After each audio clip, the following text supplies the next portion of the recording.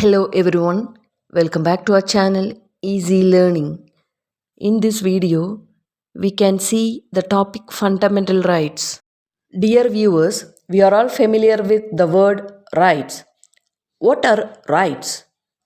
Yes, rights are legal and moral entitlements or claims of a person over other fellow beings, over society, and over the government. A claim cannot become a right unless it is recognized by society. Claims that are recognized by society as rightful that form the basis of rights. So, rights are reasonable claims of persons recognized by society and sanctioned by law. So, in simple words, we can say that rights are the freedoms we have that are protected by our laws. I hope now you have understood the meaning of rights. Next, we can go to the topic fundamental rights.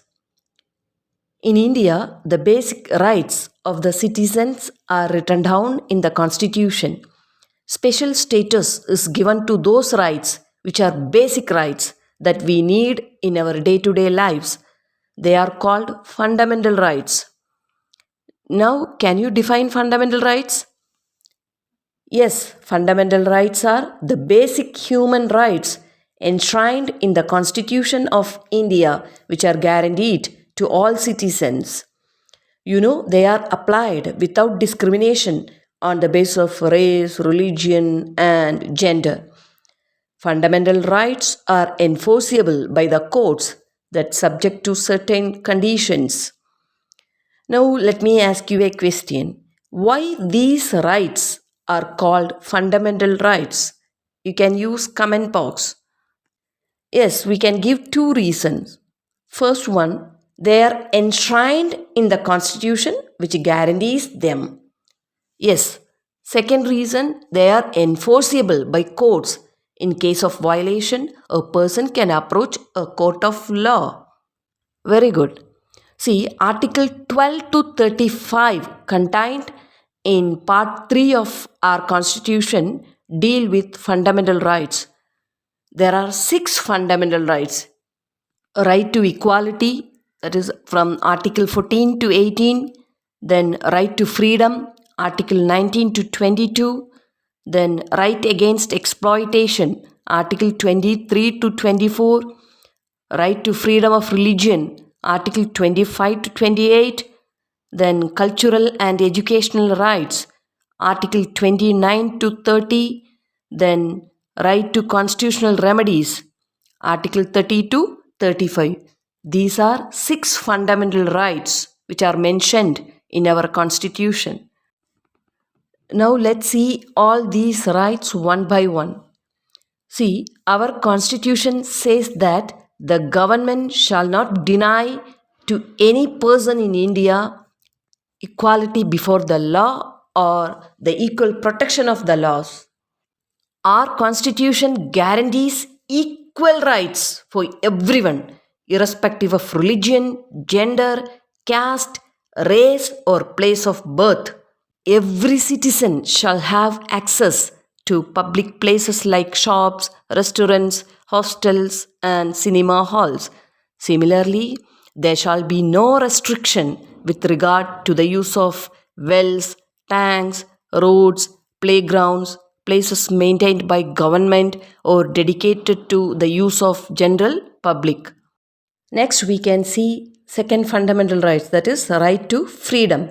It is one of the most important ideals cherished by any democratic country. We want to live in society, but we want to be free. We want to do things in the way we want to do them. Others should not dictate us what we should do. So, under the Indian Constitution, all citizens have the right to freedom of speech, freedom of expression, freedom to assemble in peaceful manner, freedom to form associations and unions, freedom to move freely throughout the country, freedom to reside any part of the country, freedom to practice any profession or to carry on any occupation, trade, or business. But we should remember that every citizen has the right to all these freedoms. That means we cannot exercise our freedom in such a manner that violates others' rights to freedom. Our freedom should not cause public nuisance or disorder. You are free to do everything which injures no one else. Freedom is not unlimited license to do what one wants. The government has the right to impose reasonable restrictions on our freedoms in the larger interest of the society. Next, we can see the right against exploitation. Every citizen has the right not to be exploited. Our constitution makers thought it was necessary to write down certain clear provisions to prevent exploitation of the weaker sections of the society. The constitution mentions three specific evils and declares these illegal. First, the constitution prohibits traffic in human beings. Traffic, that means selling and buying of human beings, usually women, for immoral purposes. Second, our constitution also prohibits forced labor or beggar in any form. Beggar, it is a practice where the worker is forced to render service to the master free of charge or at a nominal remuneration. When this practice takes place on a lifelong basis, it is called the practice of bonded labor. Finally, the Constitution also prohibits child labor. No one can employ a child below the age of 14 to work in any factory or mine or in any other hazardous work, such as railways and ports. Using this as a basis, many laws have been made to prohibit children from working in industries such as beadi making, firecrackers, and matches, printing, and dyeing.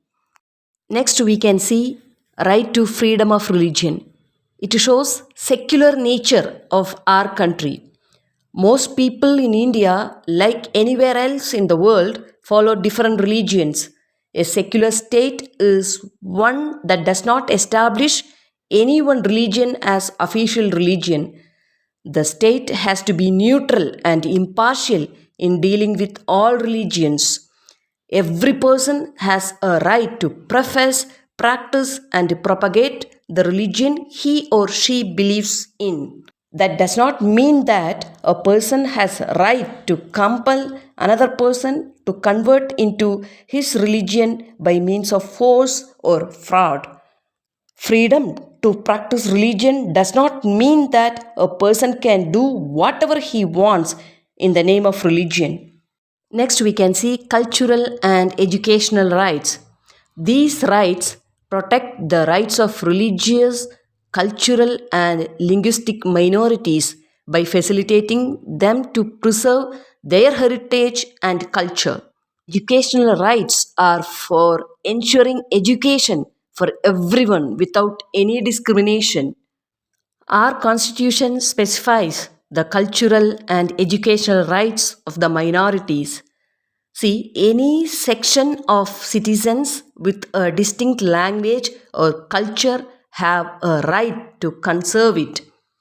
Then the admission to any educational institution maintained by government or receiving government aid cannot be denied to any citizen on the ground of religion or language. All minorities have the right to establish and administer educational institutions of their choice. Here, minority does not mean only religious minority at the national level. In some places, people speaking a particular language are in majority. People speaking a different language are in a minority.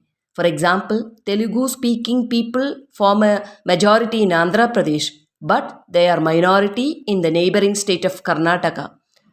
Sikh constitute a majority in Punjab, but they are a minority in Rajasthan, Haryana, and Delhi. You might wonder why the constitution makers were so particular in providing written guarantees of the rights of the minorities. Why are there no special guarantees for the majority? See, simple reason that the working of democracy gives power to the majority. It is the language, culture, and religion of minorities that needs special protection. Otherwise, they may get neglected or undermined under the impact of the language, religion, and culture of the majority. Next, we can see right to constitutional remedies.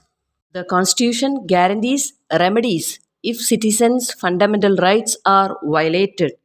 The fundamental rights in the Constitution are important because they are enforceable. We have a right to seek the enforcement of the above mentioned rights. This is called the right to constitutional remedies. This itself is a fundamental right. This right makes other rights effective. It is possible that sometime our rights may be violated by fellow citizens, private bodies, or by the government. When any of our rights are violated, we can seek remedy through courts.